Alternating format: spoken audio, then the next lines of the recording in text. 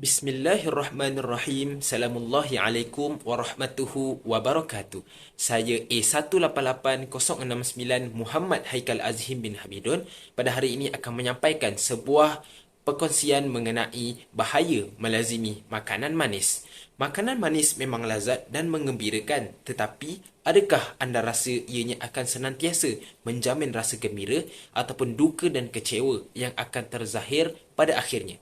Sebelum persoalan ini dirungkai dengan lebih lanjut, ingin saya maklumkan di sini bahawa terdapat 3 implikasi negatif yang akan saya ceritakan mengenai pengambilan gula secara berlebihan melalui makanan dan minuman manis dalam kehidupan seharian kita.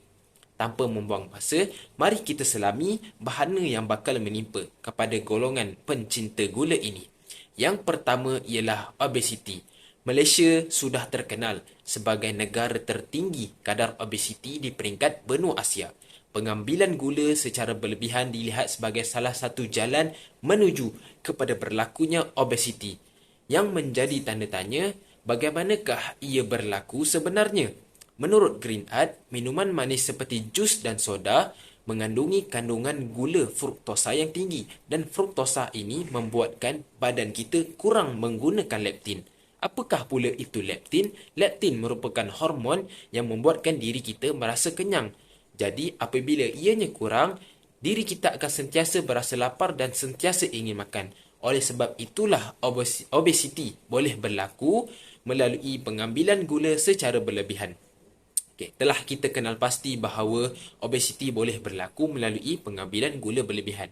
Implikasi kedua ialah mempercepat penuaan kulit.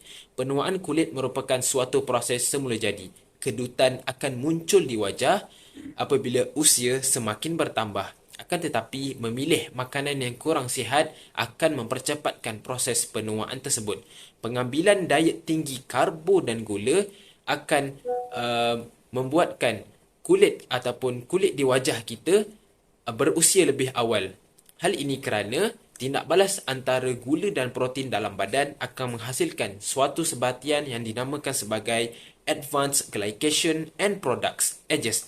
Sebatian AGES ini akan merosakkan kolagen dan elastin, iaitu protein yang membantu menganjalkan kulit dan mengekalkan penampilan muda. Apabila kedua-dua ini kurang, maka kulit akan hilang ketegangan dan mula mengendur. Yang ketiga pula ialah gula penyebab kepada penyakit kardiovaskular. Menurut Dr. Norman Norawi yang merupakan pemegang Master in Nutritional Medicine (ACNM) daripada Australasian College of Nutrition and Environmental Medicine, kajian menunjukkan gula meningkatkan risiko penyakit jantung. Berdasarkan kajian di USA yang dilaporkan dalam jurnal Archive of Internal Medicine menunjukkan kaitan antara pengambilan gula dan karbo tinggi dengan indeks glycemic tinggi. Tak kala menyalahkan garam yang kononnya menjadi punca kepada pelbagai penyakit, masyarakat telah mengabaikan fakta bahawa gula juga membawa bencana penyakit kepada mereka.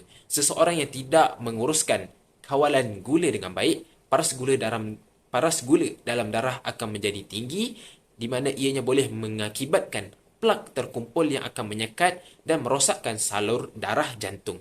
Secara tidak langsung, ini akan menyebabkan kurangnya oksigen dan nutrien yang boleh menjurus kepada serangan jantung dan kematian. Kita telah sampai kepada penghujungnya. Secara konklusinya, apa yang saya dapat katakan di sini bahawa setelah menelusuri perbincangan mengenai tajuk ini, dapat diperhatikan terdapat 3 kesan buruk pengambilan gula secara berlebihan.